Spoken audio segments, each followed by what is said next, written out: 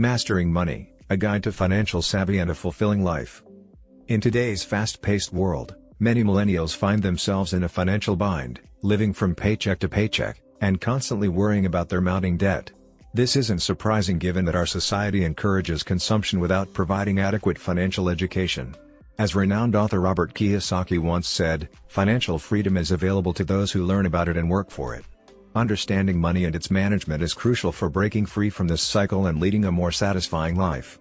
By taking small, manageable steps like creating a simple budget and prioritizing savings, you can gain control over your finances. As Benjamin Franklin wisely noted, an investment in knowledge pays the best interest. This knowledge empowers you to make informed decisions and set achievable financial goals. Investing in yourself is equally important. Learning new skills, improving your health, and advancing your career are investments that can lead to better job opportunities and higher income. As Jim Rohn once said, formal education will make you a living, self-education will make you a fortune.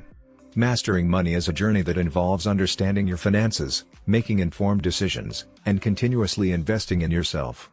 Remember, it's not just about the numbers, it's about creating a balanced and fulfilling lifestyle. If you want a deeper look into these topics, I'll leave the hard copy link in the description.